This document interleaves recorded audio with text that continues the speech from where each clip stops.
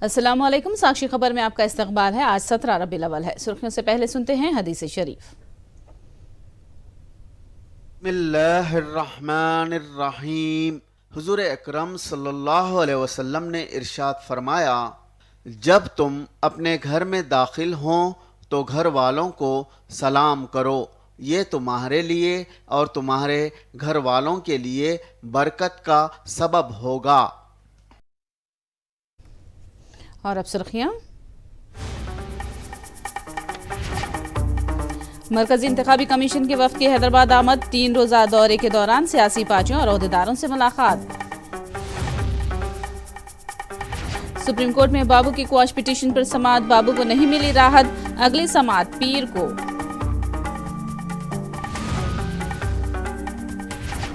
London में हैदराबादी शख्स Khwaja rice हलाक। युगांडाई शहरी ने किया कत्ल। बेटी की शादी से महज 2 दिन पहले सानिहा। जात पात की मर्दमशुमारी की मांग। मुल्क को तकसीम करने की साजिश। छत्तीसगढ़ जैसे याम मोदी की कांग्रेस पर शदीद तनकीद। और अब तफसील। दिल्ली में शदीद जलजले के झटके महसूस किए गए हैं। जलजले की शिद्दत 6.2 रिकॉर्ड की गई है। नेपाल में शदीद जलजलों के झटकों के बाद दिल्ली और एनसीआर में शदीद जलजले के झटके महसूस किए गए हैं। उत्तर प्रदेश के लखनऊ, हापुड़, अमरोह में भी जलजले के झटके महसूस किए गए हैं। महकमे सेस्मोलॉजी के मुताबिक जलजले का मरकज पड़ोसी मुल्क नेपाल था।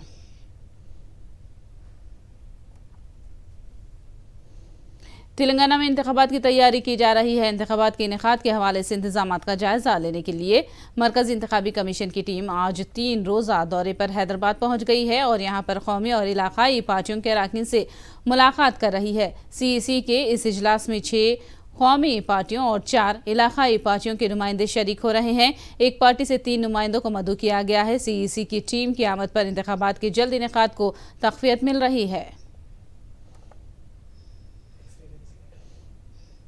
हैदराबाद से ताल्लुक़ रखने वाले एक शख्स का लंदन में कत्ल कर दिया गया। 65 साल ख्वाजा रईसुद्दीन रोजगार के लिए 2011 में लंदन गए थे। युगांडा के शहरी ने चाकू से हमला करके रईस का कत्ल कर दिया। मुल्जिम की जानिब से पैसों की खातिर कत्ल करने का पुलिस को शुबा है। वाज़ेह है कि 5 अक्टूबर को हैदराबाद में महलूक रईस की बेटी की शादी होना तय है। अचानक इस सानिहे ने खानदान में गम की लहर दौड़ा दी है। महलूक के खानदान वालों ने वजारत खारजा से उनकी मदद करने की अपील की है।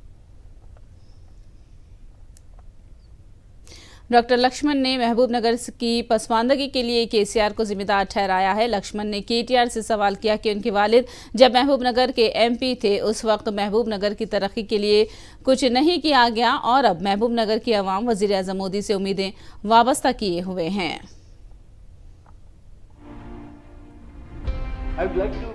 Pose the same question to Mr. KTR. What has your father, who has adopted Mahbubnagar as a parliamentarian, as MP from that area, being a minister in the Union Cabinet during UPA regime, what have you done to Palamuru? You first spell it out. You have betrayed, you have deceived Palamuru people. That's why now people are now welcome Modi ji in such a grand reception has been organized. I also asked Mr. KTR, had you ever submitted any DPR regarding Palamuru Rangareddy? Let KTR clarify it. मरना मैलारम की शक्ल को ही वजीर आला केसीआर ने बदल कर रख दिया है। रियासती वजीर हरीश राव ने यह दावा किया। उन्होंने कहा कि कांग्रेस के दौर में मजदूरी का काम तक नसीब नहीं होता था और अब केसीआर की हुकूमत में सनतें कायम करके रोजगार के मौके फराहम किए जा रहे हैं। सिद्दीपेट के बंडा मैलारम में बरक़ी सब स्टेशन का रियासती वजीर हरीश राव ने इफ्तिताह अंजाम दिया। हरीश राव ने कहा कि साबिक़ में लीडर्स हल्के को आने पर घरों से दौरे में रुकावट पैदा की जाती थी और अब घर घर नल का पानी सप्लाई हो रहा है। ఈ ప్రాంతంలో కాలం కాక వర్షాలు పడక కాంగ్రెస్ ప్రభుత్వంలో కైకిల్ దొరకని పరిస్థితి. కానీ ఇవాళ కేసీఆర్ వచ్చినాక ఊర్లలో పోతే కైకిల్లోళ్ళు దొరకని పరిస్థితి వచ్చింది. అవునా కాదా? లాస్ట్ ఎక్కడికెళ్ళి వచ్చిందంటే ఛత్తీస్గఢ్కి వెళ్ళి మొగోళ్ళు వచ్చి ఎకరానికి 5,000 గుత్తబట్టి నాటేసిపోయే కాడికి వచ్చింది. ఆనాడు కాంగ్రెస్ వాళ్ళు ఉంటే తాగనీకి నీళ్లు దొరకలే, పోనీకి రోడ్డు లేదు, పని చేసుకుందామంటే కైకిల్ దొరకలే. కానీ ఇలా ప్రతి ఇంట్లో నల్లబెట్టి కేసీఆర్ నీళ్లు ఇచ్చిండు, కడుపు నిండా కరెంట్ ఇచ్చిండు, సీడు పరిశ్రమలు తెచ్చి చేతి నిండా పని పెట్టిండు, కాళేశ్వరం నీళ్లు తెచ్చి 2 పంటలు పక్క పండేటట్టు చేసింది మన కేసీఆర్ ప్రభుత్వం, మన బీఆర్ఎస్ ప్రభుత్వం। जगतियाल जिले में बिजली की सप्लाई का मुआयना करने का केटीआर ने कांग्रेस लीडरों को चैलेंज किया है। केटीआर ने कहा कि कांग्रेस दौर में बिजली की नाक़िस सप्लाई थी और बीआरएस हुकूमत में 24 घंटे बिजली की सप्लाई को यकीनी बनाया गया है। उन्होंने कांग्रेस कायदीन पर तंज करते हुए जगतियाल में बिजली के तारों को छूकर बिजली की सप्लाई का मुआयना करने का कांग्रेस कायदीन को मशवरा दिया। నేను ఒకటే అడుగుతున్నా, ఆ కాంగ్రెస్ నాయకుడు ఎంపీ గారు వెంకటరెడ్డి గారు, అయ్యా నీకు అనుమానం ఎక్కున్నది కరెంట్ వస్తుందా లేదా అని, ఒక పని చేయండి మీరు కాంగ్రెస్ వాళ్ళందరూ, బస్సులు మేమే పెడతాం, ఇంతజాం మొత్తం మేమే చేస్తాం, బువ్వ కూడా మేమే పెడతాం, బస్సు ఎక్కుండ్రి, జగిత్యాల నియోజకవర్గంలో ఏ ఊరికి వస్తారో ఏ టైంకి వస్తారో దినంలా మీ ఇష్టం, మీకే ఇడిచి పెడతాం, అందరూ రండ్రి, వచ్చి వరుసగా లైన్ కట్టి నిలబడుండ్రి, గట్టిగా కరెంటు తీగల్ని పట్టుకోండి, కరెంటు వస్తుందో లేదో మీకే ఎరికైతుంది, మీకే అర్థమవుతుంది, దరిద్రం కూడా పోతుంది రాష్ట్రానికి దేశానికి। నాకు తెలియక అడుగుతా, వీళ్ళు కరెంటు గురించి మాట్లాడే సిపాయిలా కాంగ్రెస్ వాళ్ళు సిగ్గుందా ఏమన్నా మాట్లాడుతందుకు? ఎట్లుండే ఆనాడు కాంగ్రెస్ పరిపాలనలో కరెంటు అవస్థ ఎంత గోస ఉండే కరెంటుకు।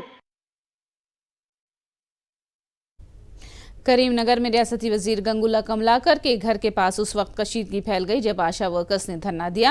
आशा वर्कर्स उनकी मुलाजिमतों को बाकायदा बनाने और उन्हें अकल तरीन तनख्वाह मुकर्रर करने की मांग करते हुए एहतजाज पर उतर आए। एहतजाज करने वाले आशा वर्कर्स और पुलिस में टकराव हुआ। पुलिस ने एहतजाज करने वाले चंद आशा वर्कर्स को हिरासत में ले लिया।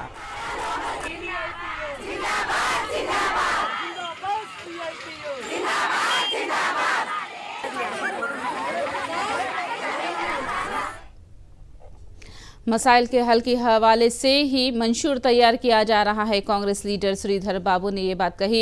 उन्होंने कहा कि इख्तिदार में आने के बाद किए गए वादों को पूरा किया जाएगा। आदिलाबाद में गिरिजन यूनिवर्सिटी के क़याम को मंशूर में शामिल करने का उन्होंने तयक़ुन दिया। श्रीधर बाबू ने कहा कि इंतखाबी फ़ायदा उठाने के लिए बीआरएस हुकूमत ने दलित बंधु, बीसी बंधु और अक़लियत बंधु स्कीमात का ऐलान किया है। कांग्रेस कायद ने कहा कि मुफ्त बरक़ी सप्लाई कांग्रेस का ही कारनामा है। उन्होंने कहा कि जल्द कांग्रेस का मंशूर जारी किया जाएगा। వర్గాలకు సంబంధించిన వారి సంక్షేమం అభివృద్ధి ప్రధాన లక్ష్యంగా, అదేవిధంగా ఈ రాష్ట్రాన్ని ఒక ఆదర్శ రాష్ట్రంగా తీర్చిదిద్దడానికి తీసుకోవాల్సిన అనేక కార్యక్రమాలు, యువతకు సంబంధించి కానీ విద్యా అవకాశాలు, ఉపాధి అవకాశాలతో పాటు ఈరోజు ఇన్ఫ్రాస్ట్రక్చర్ ఫెసిలిటీస్ క్రియేషన్లో కానీ హైదరాబాద్ వరకే అభివృద్ధి పరిమితం కాకుండా జిల్లా కేంద్రాలని, అదేవిధంగా ఈరోజు ప్రతి ఒక్క ప్రాంతానికి ఒక ప్రత్యేకత ఉండే విధంగా మేనిఫెస్టో రూపొందిస్తారు. డెఫినెట్లీ ప్రధానమైన డిమాండ్ ఇక్కడ యావత్ ప్రజలకు సంబంధించి, విద్యార్థులకు సంబంధించి, తల్లిదండ్రులకు సంబంధించి ఒకటే ప్రధానంగా అడుగుతూ ఉన్నారు, ఇక్కడ విశ్వవిద్యాలయం కావాలని. న్యాయపరమైన తప్పకుండా మేనిఫెస్టోలో పెట్టే ప్రయత్నం మేము పెద్దలతో చర్చి పెట్టించే కార్యక్రమం చేస్తాం. ఎక్కడ కూడా విద్యుత్తుకు అంతరాయం కలగకుండా ఇటు పరిశ్రమలకు సంబంధించిన వాడుకలకు సంబంధించి కానీ, ఇటు ఇంటి వాడుకలకు సంబంధించి కానీ, ఇటు వ్యవసాయ వాడుకలకు సంబంధించి కానీ వారికి కావాల్సిన కరెంటుని ఇస్తూ అగ్రగామిలా ఈరోజు విద్యుత్తుకు సంబంధించిన అంశాన్ని ముందుకు తీసుకెళ్తాం। निजामाबाद के गिरिराज ग्राउंड में बीजेपी का जलसा मुनाकिद हो रहा है। जलसे से वजीर आजम मोदी खिताब करेंगे। जलसे की तैयारियां मुकम्मल कर ली गई हैं। तेलंगाना के बीजेपी कायदीन ने वजीर आजम मोदी की जानिब से हल्दी बोर्ड के क़याम और गिरिजन यूनिवर्सिटी के क़याम का खैर मकदम किया है। ప్రధానమంత్రి గారు మాట్లాడుతూ కేవలం పసుపుకు సంబంధించిన ఇష్యూయే కాకుండా, ఇది వ్యాపారంలో ఒక రైతుతో కాకుండా, ఇది యోగా ఎట్లయితే భారత కల్చరో అలాగే సేమ్ మళ్ళీ ఈ పసుపు అనేది కూడా కల్చరు. కరోనా వచ్చిన తర్వాత ప్రపంచ దేశాలన్నిటి కూడా పసుపు యొక్క ప్రాముఖ్యత తెలుసు. కొన్ని వేల సంవత్సరాల నుంచి భారతీయులం మనం పసుపు వాడుతున్నా, చాలా కూడా వాడకపోయేవారు. కరోనా వచ్చిన తర్వాత డాక్టర్స్ కూడా పసుపులో ఉండే ఔషధ గుణాలను తెలియజేయడం వల్ల నిన్న ప్రధానమంత్రి గారు మాట్లాడుతూ చెప్పడం జరిగింది ఏమని, ఈ పసుపును మనం ఒక యోగాని ఎట్లయితే కల్చర్ గా డెవలప్ చేసుకున్నామో ఇది భారత కల్చర్ అని చెప్పి, అంటే పసుపుకు ఇక ప్రపంచ వ్యాప్తంగా కూడా మంచి రోజులు రాబోతున్నాయని చెప్పి, రైతాంగానికి దానివల్ల మంచి రోజులు రాబోతున్నాయని తెలియజేసుకుంటున్నాం. దాంతో పాటు ఇక్కడ ఏదైతే గిరిజన యూనివర్సిటీ అనౌన్స్ చేశారో, ఇక్కడున్న లంబాడా బంజారా బిడ్డలు కాకుండా ఆదివాసులు నాయక్పోడ్లు కూడా, వీళ్ళందరూ కూడా లక్షల మంది ఉన్నారు ఈ ప్రాంతంలో, వాళ్ళందరూ కూడా పెద్ద ఎత్తున వారికి మద్దతు తెలిపేందుకు ఇక్కడికి వస్తున్నారు. దానికి జనగర్జన పేరు పెట్టుకున్న మేమందరం కూడా ఆ జనగర్జన పోయి ఈ రోజు దాని కృతజ్ఞత గర్జల ధన్యవాద సభ కింద మార్చుకునే పరిస్థితి ఏర్పడదని తెలియజేసుకుంటున్నాను. तेलंगाना से ज्यादा ओलंपिक खेलों में हिस्सा लेने लायक खिलाड़ियों को तैयार करना ही हुकूमत का मकसद है। वजीर स्पोर्ट्स श्रीनिवास गौड़ ने ये बात कही।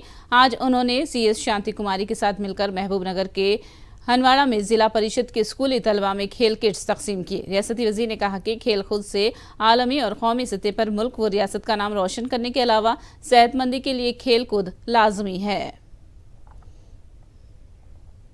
चंद्रबाबू की क्वाश पिटीशन पर आज सुप्रीम कोर्ट में समाअत हुई। बाबू की तरफ से सीनियर वकील हरीश साल्वे ने मुबाहिस में हिस्सा लिया। इस मौके पर कोर्ट ने बाबू के वकील से सवाल किया कि महज पूछताछ को लेकर इतनी तशवीश क्यों लाहक हो गई है। हरीश साल्वे ने कोर्ट से कहा कि गवर्नर की मंजूरी लिए बगैर ही बाबू को गिरफ्तार किया गया है। हरीश साल्वे ने दलील दी कि 17A के तहत बाबू को तहफ़्फ़ुज़ हासिल है। सीबीआई की जानिब से मुकुल रोहतगी ने मुबाहिस में हिस्सा लिया। रोहतगी ने कोर्ट से कहा कि 17A से केस का कोई ताल्लुक नहीं है। मुबाहिस सुनने के बाद सुप्रीम कोर्ट ने अगली समाअत पीर को मुकर्रर की है। offenses 409 ఎట్సెట్రా 120B ఉంది కాబట్టి ఇది అప్లై కాదు కదా, ఈ 17A అని కూడా చెప్పడం జరిగింది. కానీ పీసీ యాక్ట్ కూడా ఇది అప్లై కాదు అని మేము చెప్పడం జరిగింది.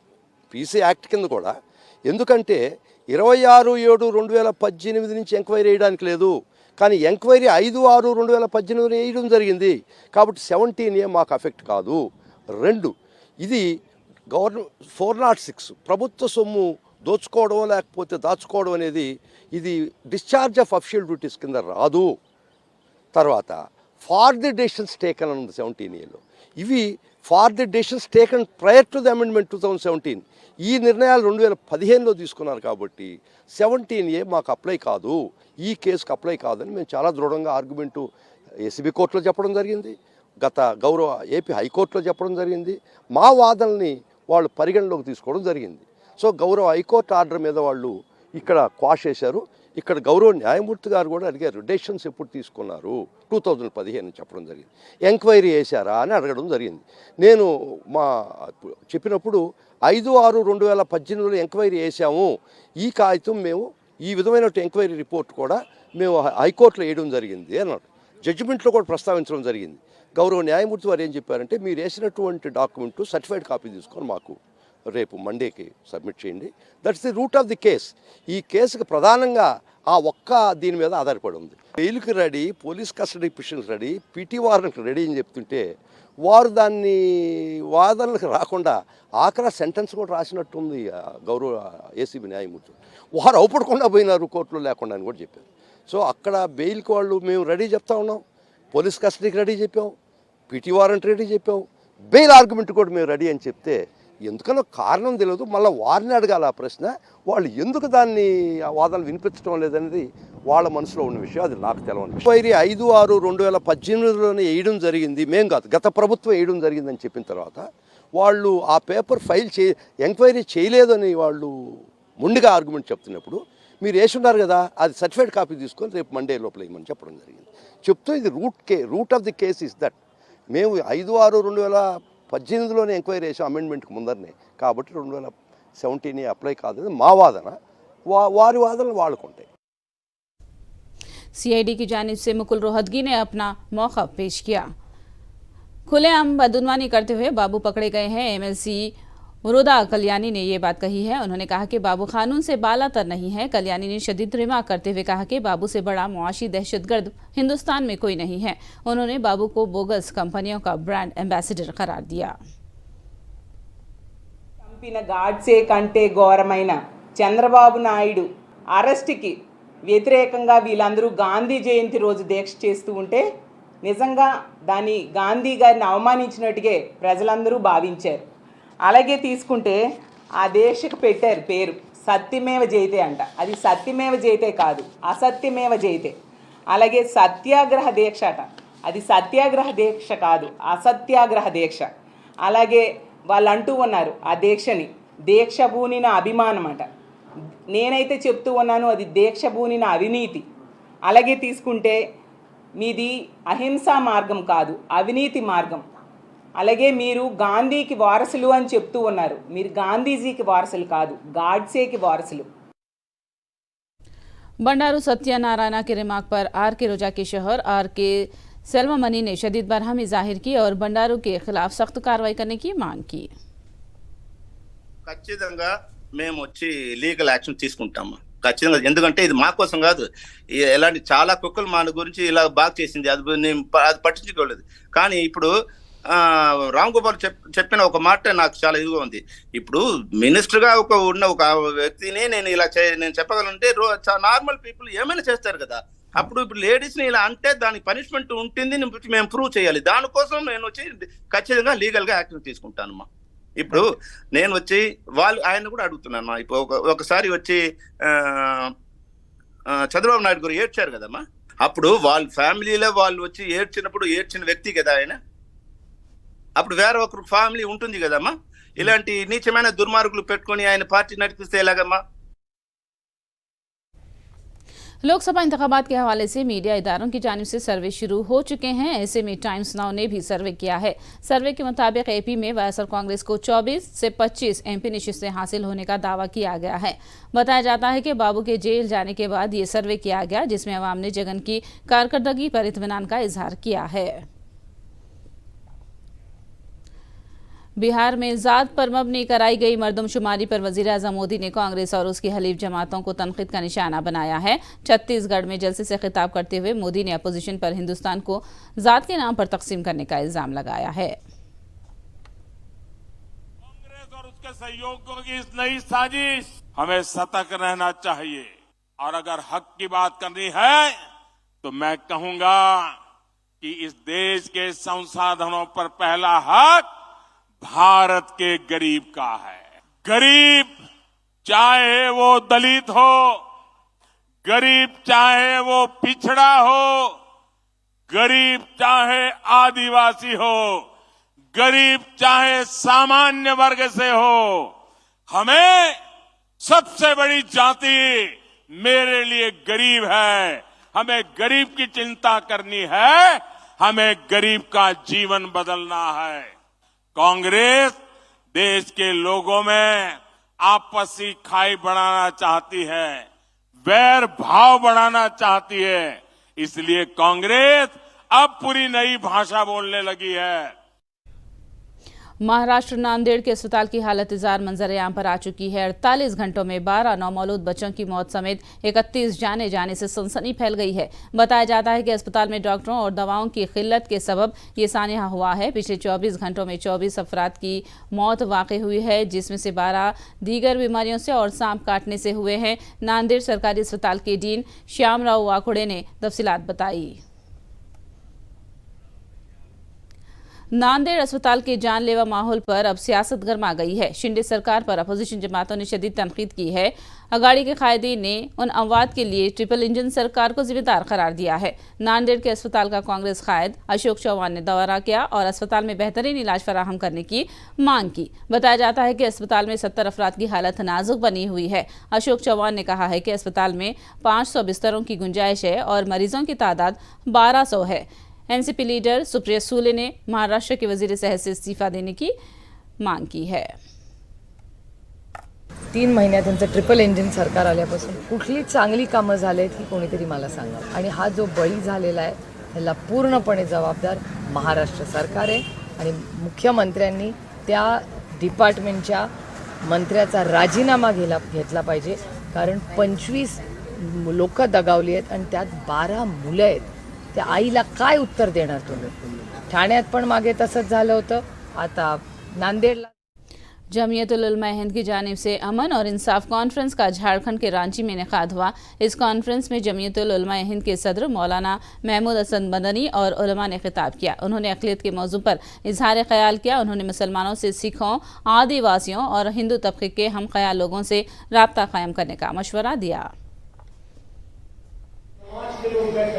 और माइनॉरिटी एक हमारे दस्तूर ने हमको एक लफ्ज दिया कि भाई माइनॉरिटी है। याद रखिएगा, ये मुल्क माइनॉरिटीज की मेजोरिटी का मुल्क, अक़लियतों की अक्सरियत का मुल्क है ये। और अगर आप वोटों को भी देखेंगे तो बहुत ही छोटा सा टोटल वोट में अगर देखेंगे तो बहुत छोटा सा वोट है। वो घबराने की बिल्कुल जरूरत नहीं है, लेकिन हम जम्मू कश्मीर के राजौरी जिले में होने वाले इनकाउंटर में 2 आर्मी जवान जख्मी हुए हैं। पीर की शाम सिक्योरिटी फोर्स और इंतहा पसंदों के दरमियान इनकाउंटर का आगाज हुआ था। तलाशी मुहिम के दौरान इंतहा पसंदों ने सिक्योरिटी जवानों पर फायरिंग की। जख्मी होने वाले सिक्योरिटी जवानों की हालत मुस्तहकम बताई जा रही है।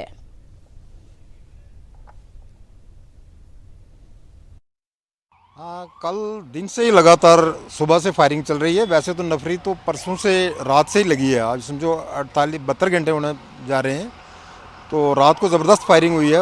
उसमें हमने जो आवाज़ें सुनी हैं वो तो मोटार जैसे ग्रेनेड या रॉकेट लॉन्चर वगैरह फटता है, इस तरह से बड़ी आवाज़ें भी आई और रात भर फायर चलता रहा। लोगों में काफ़ी दहशत का माहौल है क्योंकि पूरा गाँव रात को सहमा रहा। और कल भी दिन को हमारे तकरीबन आर्मी ने पूरी तरह से नाकाबंदी की हुई थी। लोग घरों के अंदर ही रहे हैं और किसी को बाहर नहीं जाने दिया गया है, जिसकी वजह से यहाँ काफ़ी दहशत का माहौल है।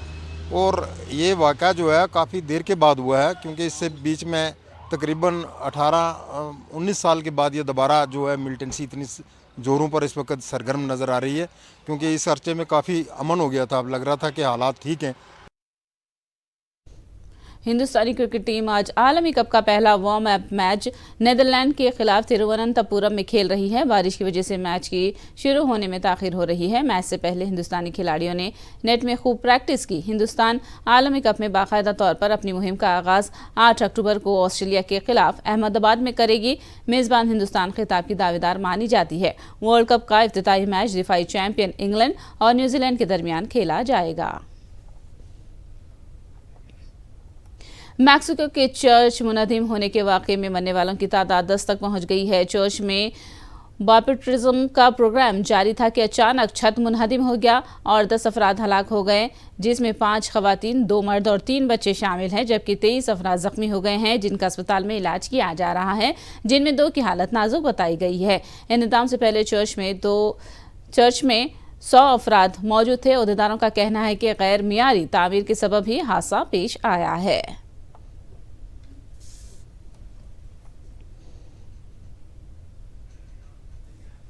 आखिर में सुर्खियां एक बार फिर। मरकज इंतखाबी कमीशन के वक्त की हैदराबाद आमद, 3 रोजा दौरे के दौरान सियासी पार्टियों और ओहदेदारों से मुलाकात। सुप्रीम कोर्ट में बाबू की क्वॉश पिटीशन पर समाअत, बाबू को नहीं मिली राहत, अगली समाअत पीर को।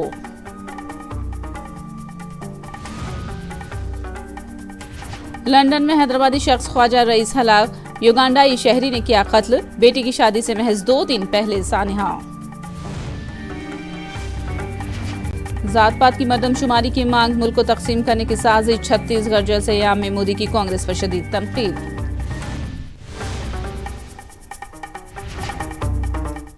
साक्षी खबर में फिलहाल इतना ही। साक्षी टीवी पर खबरों का सिलसिला जारी रहेगा।